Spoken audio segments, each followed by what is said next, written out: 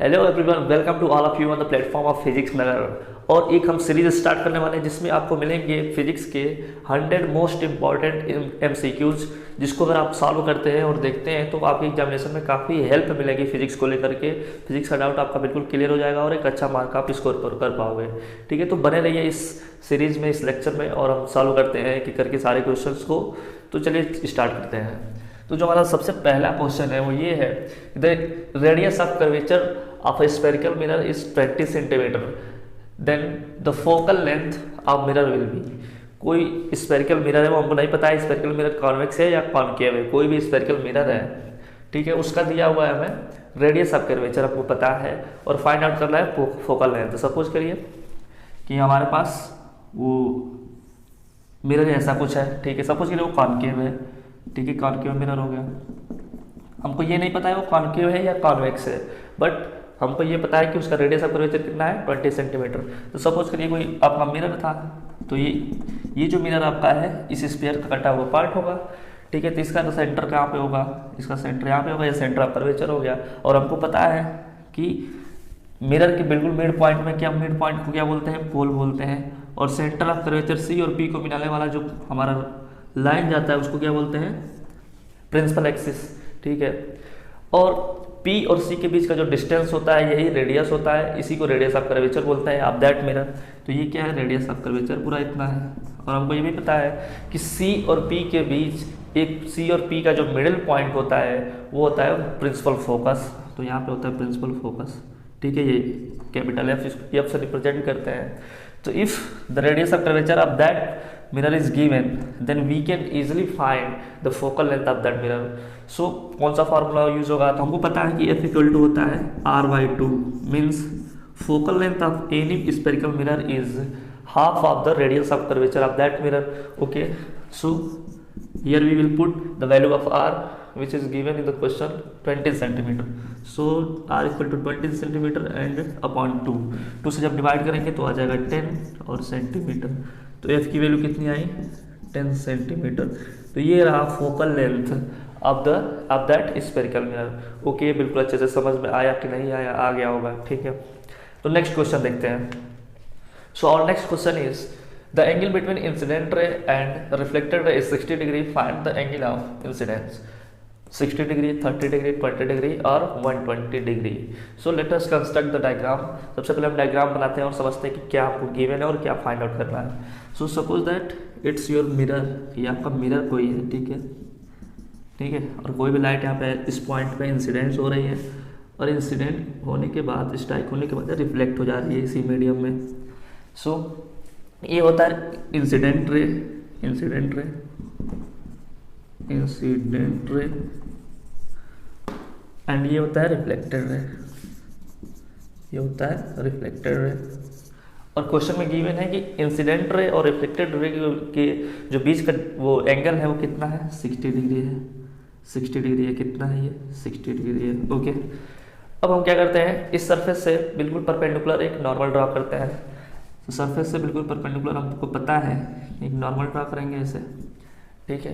So by the second law of reflection, ये जो normal होता है ये इंसिडेंट रे और रिफ्लेक्टेड रे के बीच का जो एंगल बन रहा है उसको 2 पार्ट्स में डिवाइड करता है। मीन्स कि अगर ये 60 है तो 60 को ये डिवाइड कर देगा, बाइसेक्ट कर देगा, और ऊपर वाला जो एंगल बनेगा वो 30 का बनेगा और नीचे वाला जो एंगल रहेगा वो कितने का बनेगा, 30 का। ये भी रहेगा, ये सपोज कर लिए कितने का है, 60 डिग्री का है। जो होल एंगल है 60 है, तो जो हमने नॉर्मल ड्रॉ किया ये बिल्कुल बाइसेक्ट कर देगा इस एंगल को, तो ये 30 डिग्री का एंगल हो जाएगा और ये भी 30 डिग्री का एंगल हो जाएगा। इसको बोलते हैं एंगल ऑफ इंसिडेंट आई, इसको बोलते हैं angle of reflection r. Okay, तो क्वेश्चन में क्या पूछ रहा था, एंगल ऑफ इंसिडेंस कितना है, तो एंगल ऑफ इंसिडेंस हमको मिला कितना है, 30 डिग्री है, तो हमारा बी ऑप्शन सही हो जाएगा, 30 डिग्री। ओके, समझ में आया कि नहीं आया, आया सर, वेरी गुड। सो अब हम नेक्स्ट क्वेश्चन को देखेंगे। और next question is from image formation. क्या दिया हुआ है कि the image found by a concave mirror is observe to be virtual, erect and larger than the object. 3 चीजें दी हुई है, अच्छे से देखिएगा। कौन सा मिरर है, कॉनकेव मिरर है, ठीक है। इमेज कैसा मिल रहा है, वर्चुअल मिल रहा है, इरेक्ट मिल रहा है और larger than the object.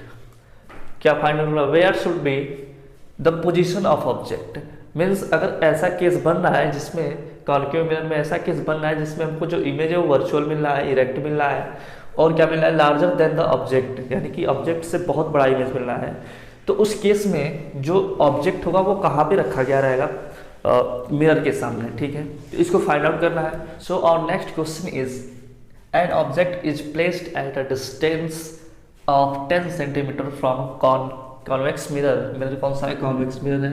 Convex mirror of focal length 15 centimetre, focal length भी गिवन है। The position of image, image का पोजीशन पूछ रहा है, और डिस्टेंस ऑब्जेक्ट का पोजीशन हमारा दे रखा है 10 सेंटीमीटर। सो गिवन दैट, इसको सॉल्यूशन इसका करेंगे। गिवन दैट ऑब्जेक्ट का पोजीशन दिया हुआ है, तो ऑब्जेक्ट के पोजीशन से ऑब्जेक्ट का पोजीशन दिया हुआ है, तो ऑब्जेक्ट के पोजीशन को किससे डिनोट करते हैं, तो यू से डिनोट करते हैं, ठीक है। यू कितना दिया है, 10 सेंटीमीटर।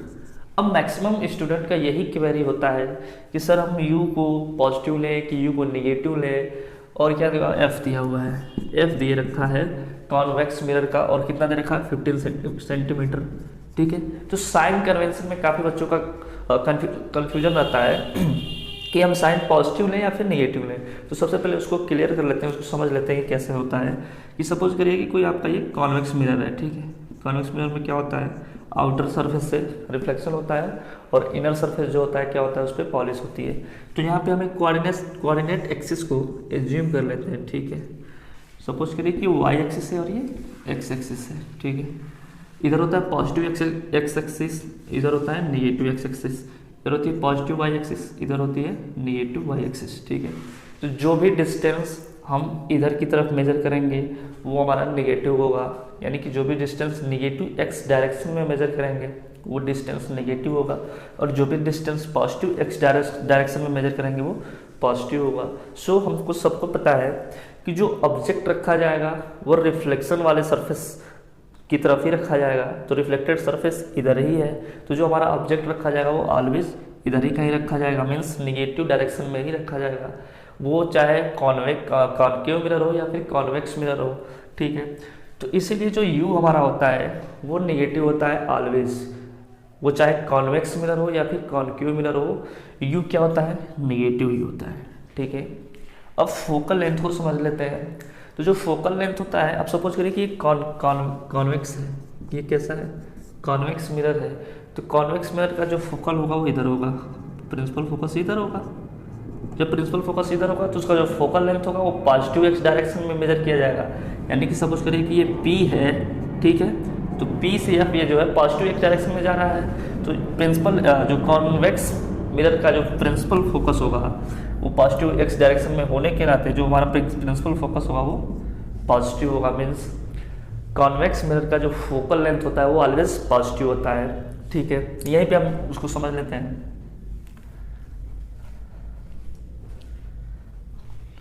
ओके, इतनी सारी चीज़ें समझ में आ गई होगी। ओके, तो इतनी सारी चीज़ें साइन कन्वेंशन को समझ में आया होगा कि यू जो होता है ऑलवेज निगेटिव होता है, वो चाहे कॉन्वेक्स मिरर हो या फिर कॉन्केव मिरर हो। बट जो फोकल लेंथ होता है वो कॉन्वेक्स में पॉजिटिव होगी और कॉन्केव में निगेटिव होगी, वो हम आगे देखेंगे कि कॉन्केव में निगेटिव कैसे होगी। तो सबसे पहले इसको सॉल्व करते हैं। सो हम पता है फाइंड आउट, सो हमको यहाँ पे फाइंड आउट क्या करना था, ऑब्जेक्ट की पोजीशन को फाइंड आउट करनी थी, नहीं। सो हमको इस क्वेश्चन में फाइंड आउट क्या करना था, फाइंड आउट करना था v की value, means position of image की वैल्यू फाइंड आउट करनी है, ठीक है। तो हमको पता है कि 1/v plus 1/u equal to 1/f। इस फार्मूले में हम सारी चीज़ों को रखेंगे जो हमको गिवन है। तो v को तो फाइंड आउट ही करनी है, तो 1/v एज इट इज़ रह जाएगा, प्लस u की वैल्यू जो है वो -10 है, तो 1/-10, ओके, इक्वल टू 1/f की वैल्यू पॉजिटिव 15 है, प्लस 15 है, प्लस 15 रख देंगे। अब इस इक्वेशन को सॉल्व करना है हमको, तो हम क्या करेंगे, 1/b को इधर ही रखेंगे, इस -10 वाले पार्ट को उधर भेज देंगे। तो 1/15 इधर ऑलरेडी है, ये माइनस उधर जाएगा तो पॉजिटिव हो जाएगा, और 1/10 ही हो जाएगा। तो अब इस इक्वेशन को सॉल्व करना है, तो सॉल्व करने में क्या करेंगे, 13 डिनोमिनेटर में लिख देंगे, 15 2 × 13 और 10 3 × 13 आ गया 1/b इक्वल टू। तो फाइनली 1/b इक्वल टू क्या मिलेगा हमको, 5/30। सो b इक्वल टू क्या मिलेगा 30/5। इसको कैंसिल करेंगे तो 5 6 या 30। v की वैल्यू आ गई 6 सेंटीमीटर। और यहाँ से दिख रहा है कि जो v की वैल्यू आई है ये पॉजिटिव का 6 सेंटीमीटर आई है। मीन्स जो हमारा इमेज बन रहा है वो पॉजिटिव x डायरेक्शन में बन रहा है। तो आंसर क्या हो जाएगा हमारा पॉजिटिव का 6 सेंटीमीटर। समझ में आया क्या है? सारा क्वेश्चन आया होगा। ठीक है, नेक्स्ट लगाते हैं क्वेश्चन को। सो और next question is a concave mirror produce 3 time magnified real image of an object placed at 10 centimetre in front of it. यानी कि मिरर के कोई कॉनकेव मिरर है और उसके सामने कितने सेंटीमीटर पे 10 सेंटीमीटर पे ऑब्जेक्ट प्लेस्ड है। ओके, और इमेज कैसा बन रहा है? Mirror produce 3 time magnified real image. यानी कि जो हमारा इमेज है वो 3 टाइम मैग्निफाइड है, 3 टाइम बड़ा है। किससे? ऑब्जेक्ट से 3 टाइम बड़ा हुआ है। Where is the image located. तो जो हमारा इमेज होगा वो कहाँ पे बनेगा? Where is the image located. So the what is the where is the image located. तो इमेज का पोजीशन बताना है कि इमेज कहाँ पे बन रहा है। ठीक है, तो सबसे पहले हम इसको एक एक करके स्टेप बाय स्टेप चलेंगे। तो शुरू में पढ़ेंगे अ concave mirror produced 3 time magnified real image. यहाँ से हमको एक इक्वेशन बनता हुआ दिख रहा है। ठीक है, कि जो हमारा सपोज करिए कि हमारा जो इमेज का साइज है वो आई है। ठीक है, और जो ऑब्जेक्ट का साइज है वो ओ है। ओके, हमने इमेज की साइज को आई ले लिया, ऑब्जेक्ट के साइज को ओ ले लिया। अब क्या कह रहा है? 3 टाइम मैग्निफाइड रियल इमेज। यानी कि जो हमारा इमेज है वो 3 टाइम मैग्निफाइड है, 3 टाइम लार्जर है देन द ऑब्जेक्ट। मीन्स 3 का मल्टीप्लीकेशन हम कहाँ पर करेंगे? ऑब्जेक्ट वाले साइड में, तभी तो ये बड़ा होगा। ठीक है, तो हमारे यहाँ फर्स्ट क्वेश्चन मिला, फर्स्ट इक्वेशन मिला। Second, object placed at 10 centimetre in front of it. यानी कि मिरर के सामने 10 सेंटीमीटर पे ऑब्जेक्ट को रखा जा रहा है। ठीक है, और ऑब्जेक्ट के पोजीशन को ऑलवेज नेगेटिव हम लेंगे, वो चाहे कॉनकेव मिरर हो या फिर कॉन्वेक्स मिरर हो। तो 2 चीज़ें हमको पता है। अब हमको फाइंड आउट करना है भी की वैल्यू, यानी कि भी का पोजीशन क्या होगा ये हमको बता दीजिए। तो इस पहले वाले इक्वेशन से हम प्रोसीड करेंगे। ठीक है, इसको थोड़ा साइड में हम लिखते हैं, इसको थोड़ा साइड में लिखते हैं। I given that i equal to 3O and u equal to -10 centimetre, then what will the value of v। सो हमको पता है, यहाँ से इक्वेशन फर्स्ट से एक क्लू मिल रहा है हमको। यहाँ से लिख सकते हैं I/O इक्वल टू 3। हमने O को यहाँ पे डिवीजन में भेज दिया तो 3 हमको मिल गया। और हमको एक चीज़ और पता है, एक फार्मूला आप सबको पता होगा और पता होना चाहिए कि I/O इक्वल टू V/U। आपने ये सब फार्मूला पढ़ा होगा इस चैप्टर में। ठीक है, तो इसी फार्मूला का हम यूज करेंगे। तो यहाँ पे गिवन है I/O इक्वल टू 3 और इसी की इक्वल हो जाएगा V/U। इस फार्मूला का यूज किया हमने। ठीक है, अब 3 इक्वल टू हो जाएगा V/U। ठीक है, 3 इक्वल टू V की वैल्यू तो हमको फाइंड आउट करनी है। U की वैल्यू गिवन है, कितना गिवन है? U की वैल्यू गिवन है -10 सेंटीमीटर। ये वैल्यू लगाकर हम यहाँ पे रखेंगे तो हो जाएगा V/-10। ओके, -10 का मल्टीप्लाई इधर हो जाएगा तो हम लिखते हैं V equal to -10 multiplied by 3 equal to -30 centimetre. तो ये हमारा V की वैल्यू फाइंड आउट हो गई। यानी कि जो इमेज का लोकेशन होगा वो 30 सेंटीमीटर होगा। माइनस ये डिनोट कर रहा है कि -x डायरेक्शन में हमारा जो इमेज होगा वो फॉर्म होगा। ठीक है, तो इसमें कोई कन्फ्यूजन है? नहीं सर। ठीक है, फिर तो आगे बढ़ते हैं। तो in the next question, no matter how far you stand from a mirror your image appear erect, the mirror is likely to be. Means कि आप मिरर के सामने कहीं पे भी खड़े हो, कितने भी डिस्टेंस पे, लेकिन जो आपका इमेज है वो इरेक्ट बन रहा है। कैसा बन रहा है? इमेज इरेक्ट बन रहा है। मीन्स कि आप जैसे जैसे आप खड़े हो ठीक ऐसा ही इमेज आपका मिरर में बन रहा है। आपका अगर हेड ऊपर है तो उसमें भी हेड ऊपर दिख रहा है। ठीक है, इरेक्ट का मतलब ये होता है बिल्कुल सीधा। ठीक है, यानी कि ऐसा नहीं हो रहा है कि आपका हेड ऊपर है और मिरर में उल्टा बन रहा है, यानी कि हेड नीचे आ जा रहा है। ऐसा नहीं होना चाहिए। इरेक्ट का मतलब कि जैसा ओरिएंटेशन इधर है रियल में वैसा ही ओरिएंटेशन होना चाहिए आपका मिरर में। ठीक है, तो मिरर कौन सा मिरर होगा जिसमें कि हम जिसके सामने कहीं पे भी खड़ा हो जाए तो हमारा जो इमेज बने वो इरेक्ट बने, यानी कि सीधा बने। तो हमको पता है कि कॉन्वेक्स मिरर जो होता है उसमें ऑब्जेक्ट आपका कहीं पे भी रखा गया हो प्रिंसिपल एक्सिस पे, जो उसका इमेज बनता है वो वर्चुअल बनता है, इरेक्ट बनता है, ठीक है। और जो प्लेन मिरर होता है, प्लेन मिरर पे भी हम प्रैक्टिकली देख सकते हैं कि प्लेन मिरर कोई रखा गया और हम किसी भी डिस्टेंस पे मिरर से कितने भी डिस्टेंस पे हम खड़ा हो जाएं, लेकिन जो हमारा इमेज होगा वो बिल्कुल इरेक्ट ही बनेगा, ठीक है।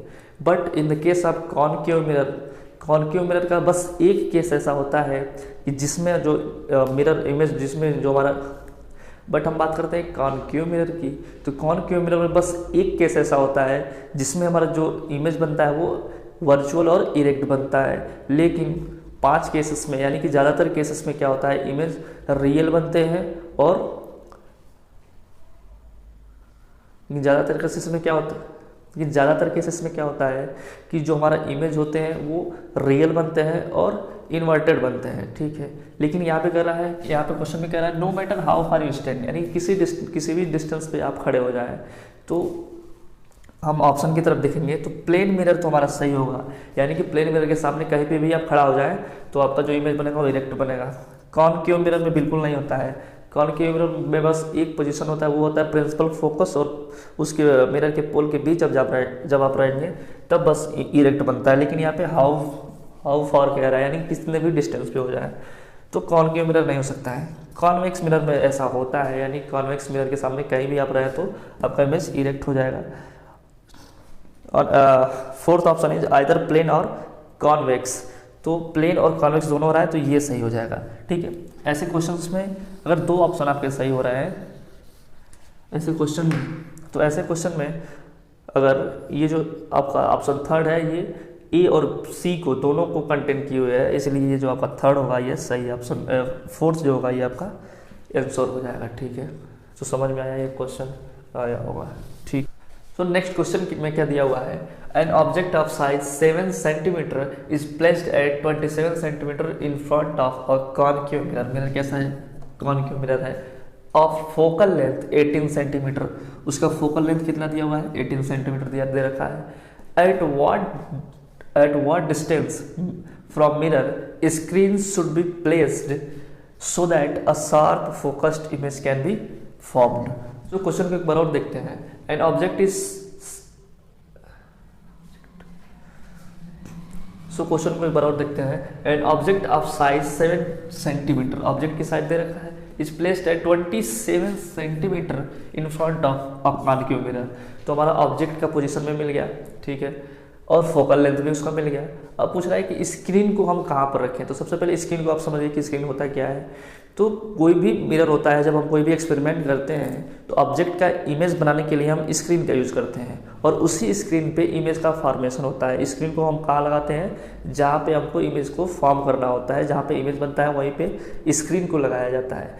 तो एक्चुअली स्क्रीन क्या हो गया, इमेज का लोकेशन, इमेज का पोजीशन हो गया स्क्रीन, यानी कि जहाँ पे इमेज बन रहा है वहीं पे हमको स्क्रीन लगाना है। तो वहीं पे हमारा जो इमेज होगा वो फोकस्ड मिलेगा और शार्प मिलेगा। नहीं तो ऐसा रहे कि इमेज यहाँ पे बनना है और स्क्रीन हम यहाँ पे रखे हैं, तो यहाँ पे तो शार्प इमेज बनेगा नहीं, यहाँ पे ब्लर दिखने लगेगा। तो इस स्क्रीन को हमको इमेज के पोजीशन पे ही रखना पड़ेगा, ठीक है। तो हमको फाइनली फाइंड आउट करना है कि इमेज का पोजीशन क्या है, ठीक है। ये क्वेश्चन थोड़ा घुमा के पूछा है, डायरेक्टली इमेज का पोजीशन ना पूछ करके स्क्रीन यहाँ पे बोल दिया है, ठीक है। तो पहले देखते हैं क्या क्या गिवन है। तो सॉल्यूशन में देखेंगे given that first thing is size of object, okay. तो साइज को हम ओ से डिनोट करते हुए दिया हुआ है 7 सेंटीमीटर और ऑब्जेक्ट का पोजीशन दे रखा है, यानी कि u इक्वल टू दे रखा है माइनस का 27 सेंटीमीटर। मैंने माइनस क्यों लगाया आपको पता होगा, ठीक है। और जो फोकल लेंथ दे रखा है, इसका फोकल लेंथ दे रखा है 18 सेंटीमीटर, और जब मिरर कॉनकेव है तो 18 को फोकल लेंथ को भी हम निगेटिव लेंगे 18 सेंटीमीटर। यहाँ तक समझ में आया। अब हमको फाइंड आउट क्या करना है, स्क्रीन का पोजीशन। स्क्रीन का पोजीशन का मतलब कि मिरर इमेज का पोजीशन क्या है, ठीक है। तो हमको v को फाइंड आउट करना है, ठीक। अब आप सब एक फार्मूला पढ़े होंगे, एक formula 1/f equal to 1/v plus 1/u which is the most important formula of that chapter. So given क्या क्या है, हमको v चाहिए, तो v के लिए क्या चाहिए, u चाहिए और f चाहिए। तो यहाँ पे यह भी दिया हुआ है और यू भी दिया हुआ है। यहाँ पे ऑब्जेक्ट का साइज हमको नहीं चाहिए था, लेकिन ये बस फंसाने के लिए दे रखा है। ओके, तो यहाँ से कंफ्यूज नहीं होना है। ओके, तो इस फार्मूले में हम सारे वैल्यूज को पुट करते हैं। सबसे पहले क्या करते हैं, 1/v को यहाँ से फाइंड आउट ही कर लेते हैं। 1/v यहाँ पर रहने देते हैं और 1/u को इस साइड ट्रांसफर करते हैं, तो हो जाएगा 1/f माइनस 1/u। ठीक है, यहाँ तक समझ में आया। अब सारी वैल्यूज को यहाँ पे पुट करेंगे, तो 1/v इक्वल टू हो जाएगा 1/f की वैल्यू कितनी है, -18 माइनस ऑलरेडी है। ठीक है, और ये कितना है, u की वैल्यू -27 है, तो 1/-27। यहाँ तक समझ में आया। ओके, नेक्स्ट हम क्या करते हैं, 1/u भी हमारे पास है, ये माइनस हम ऊपर ले लेते हैं, तो -1/18 हो जाएगा, -1/18 हुआ, और ये माइनस क्या हो जाएगा, प्लस हो जाएगा, 1/27 ये हुआ। ठीक है, दोनों का एलसीएम लेंगे, दोनों का एलसीएम कितना आएगा, 54 आ जाएगा। ठीक है, यहाँ से करते हैं 18 3 जा 54, और यहाँ पे नेगेटिव है तो नेगेटिव साइन आ जाएगा, पॉजिटिव है तो पॉजिटिव, और 27 2 जा 54, ये रहा 1/v की value.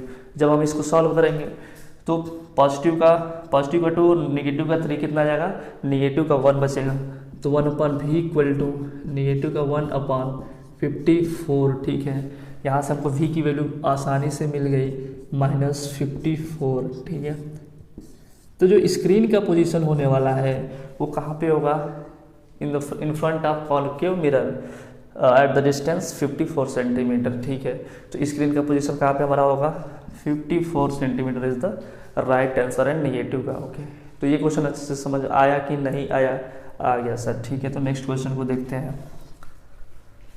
So in the next question, an object 5.0 centimetre in length, object का लेंथ कितना दिया रहता है, 5.0 centimetre, is placed at a distance of 20 centimetre in front of convex mirror. Mirror कौन सा है, कॉन्वेक्स मिरर है, और कॉन्वेक्स मिरर के सामने कितने डिस्टेंस पर रखा गया है, 20 सेंटीमीटर, यानी कि u की वैल्यू भी आपको पता होगा ही, और ये o की वैल्यू है, यानी कि ऑब्जेक्ट की वैल्यू है। ठीक है, of radius of curvature 30 centimetre, यानी कि रेडियस ऑफ कर्वेचर इस बार दिए रखा है, तो 30 सेंटीमीटर क्या है हमारा, r है, रेडियस ऑफ कर्वेचर है।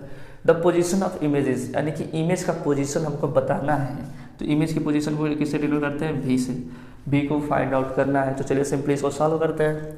तो सॉल्यूशन में देखेंगे, सॉल्यूशन में लिखेंगे गिवन दैट क्या क्या गिवन है हमको, o की वैल्यू गिवन है, कितना है o की value, 5.0 centimetre. Okay, and another thing is u की वैल्यू गिवन है, u इक्वल टू कितना है, 20 सेंटीमीटर, और u की वैल्यू ऑलवेज नेगेटिव होती है, वो चाहे कॉन्वेक्स मिरर हो या फिर कॉन्केव मिरर हो।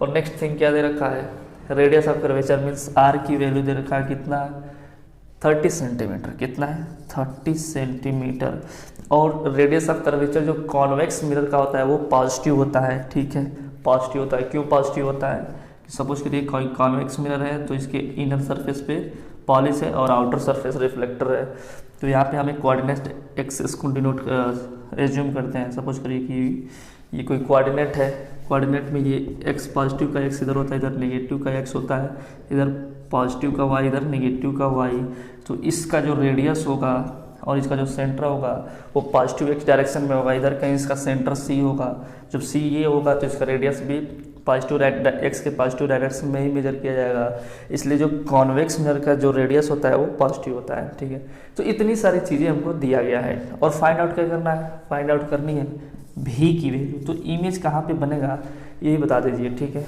तो चलिए देखते हैं कैसे इमेज का पोजीशन फाइंड आउट होगा। तो हमको एक फार्मूला पता है, 1/, आप सबको भी पता होगा, 1/f equal to 1/v plus 1/u। ठीक है, इस चैप्टर का सबसे इंपॉर्टेंट फार्मूला है 1/f equal to 1/v plus 1/u। आपको फाइंड आउट क्या करना है, v को फाइंड आउट करना है, तो चाहिए क्या क्या, f चाहिए और u चाहिए। तो u तो यहाँ पे गिवन है, बट f कहीं पे नहीं दिख रहा है, लेकिन f को फाइंड आउट करने के लिए एक क्लू दिख रहा है जो कि हमारा r है, r आपका गिवन है। तो हमको पता है कि f इक्वल टू होता है r/2। ठीक है, तो यहाँ से इजीली हम फाइंड आउट कर सकते हैं f इक्वल टू r की वैल्यू है 30 सेंटीमीटर, 30 को रखेंगे अपन 2 हो जाएगा, यानी कि 15 centimetre, f equal to positive का 15 सेंटीमीटर f की वैल्यू आ गई कि नहीं, आ गई। ठीक है, तो हमको ये अभी फाइंड हो गया। अब इसमें इस फार्मूले में हम सारी चीज़ें लाकर पुट कर दें तो हमको यू की भी की वैल्यू मिल जाएगी। तो 1/f की वैल्यू 15 है रखा हमने, इक्वल टू 1/v को तो फाइंड आउट ही करनी है, प्लस का 1/u की वैल्यू 20 है, तो 1/- का 20। ओके, अब हमको इधर v चाहिए तो 1/- का 20 को इधर भेज देंगे, तो हो जाएगा 1/v इक्वल टू 1/15, और जो माइनस इधर रहेगा तो प्लस हो जाएगा, 1/20 हो जाएगा। ओके, अब एलसीएम लेते हैं, तो एलसीएम में क्या आ जाएगा, 16 एलसीएम आएगा, 15 4 जा 16, तो एलसीएम हमारा आ गया 16, 15 4 जा 16, 23 जा 16 हो गया। और ये किसकी वैल्यू, 1/v की, तो 1/v इक्वल टू यहाँ से लिख देते हैं हम 4 और 3 कितना हो जाएगा, 7 हो जाएगा, और अपॉन 16 आया हुआ ही है, तो जो 1/v की वैल्यू हो गई 60, तो ओनली v की वैल्यू हो गई 60/7। इतना समझ में आया सर।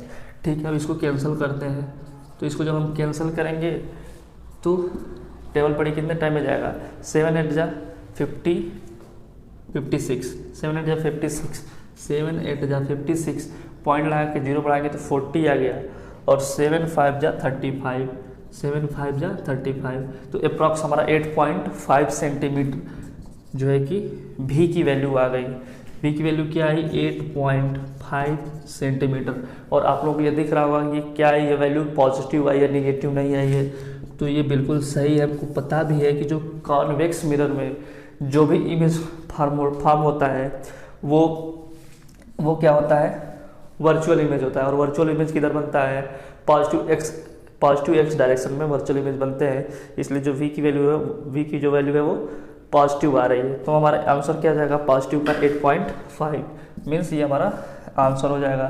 यहाँ पे निगेटिव का भी 8.5 दे रखा था, लेकिन ये आंसर नहीं होगा, क्या होगा, पॉजिटिव का 8.5। ठीक है, तो ये क्वेश्चन अच्छे से समझ में आया, बिल्कुल ठीक है। चलिए, तो इस लेक्चर को यहीं पे समाप्त करते हैं क्योंकि लेक्चर लंबा हो रहा है। ठीक है, नेक्स्ट का जो क्वेश्चन है, नेक्स्ट का हमारा जो इम्पोर्टेंट क्वेश्चन है वो नेक्स्ट वीडियो में, नेक्स्ट लेक्चर में हम डिस्कशन करने वाले हैं। तो अगर ये सारे क्वेश्चन आपको रियली में अच्छे लगे, रियली में हेल्पफुल फील हो रहा है, तो इस लेक्चर को जरूर लाइक करिएगा और अपने फ्रेंड्स में इस वीडियो को शेयर करिएगा और चैनल को सब्सक्राइब जरूर करिएगा। ठीक है, मिलते हैं नेक्स्ट लेक्चर में। Thank you.